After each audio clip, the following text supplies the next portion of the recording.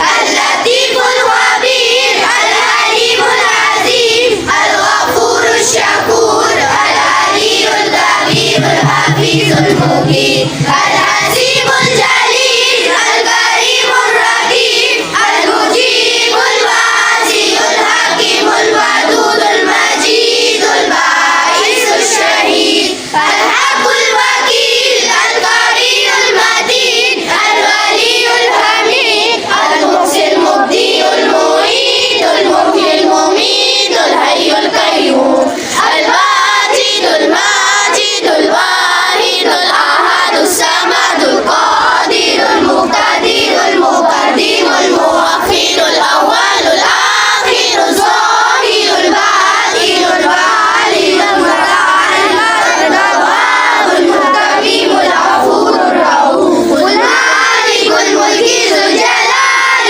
والإكرام المفسد الجامع الغني المغني المانع الظاهر النافع النور العالي البديع الباقي الوارث الرشيد الصبور الذي ليس كمثله شيء وهو السميع البصير. سنانا چاہتی ہوں جو شان کے کچھ الفاظ ہیں. بسم اللہ الرحمن الرحیم. جناب عزت امام پرنسپل صاحبہ، معزز سامعین کرام، السلام علیکم. حقیقت کی آنکھ سے اگر دیکھا جائے تو یہ کہنا بیجا نہیں کہ ماں اہل زمین کے لیے رب کریم کا تحفہ ہے. یہ ڈٹ منڈی کا نسخہ کیمیا اور نا امیدی کے اندھیروں میں روشن چراغ ہے. ماں کی ممتا جہاں میں احساسات کا لطیف ترین جذبہ ہے. ماں کسی بھی رنگ و نسل سے ہو، اس کی چھاؤں اولاد کے لیے گھنا سایہ اور سرمایہ ہے. معلم انسانیت حضرت محمد مصطفیٰ صلی اللہ علیہ وآلہ وسلم نے ماں کے مقام کو جس انداز میں بیان فرمایا، اس سے ماں کے نام کے معنی کی عظمت پر محسبت ہو گئی. ماں میم سے محبت کرنے والی، الف سے اثار کرنے والی اور نون سے نڈر نہ خوف ہونے والی ہے. ماں اس کائنات کے سب سے اچھے اور خوبصورت ترین رشتے کا نام ہے.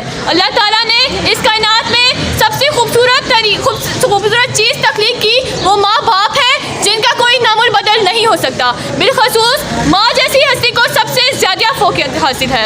باپ تو گھر کے باہر کے تمام امور انجام دیتا ہے، باہر کے تمام کام اس کے ذمہ ہوتے ہیں. وہ صبح کا گیا رات کو گھر لوٹتا ہے.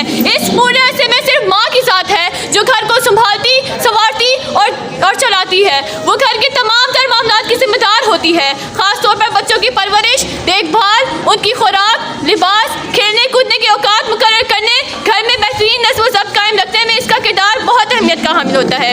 بچوں کی زبان، گفتگو، لب و لہجوں کو تہذیب یافتہ بنانے میں ایک ماں کا کردار خصوصی طور پر بہت اہم ہوتا ہے.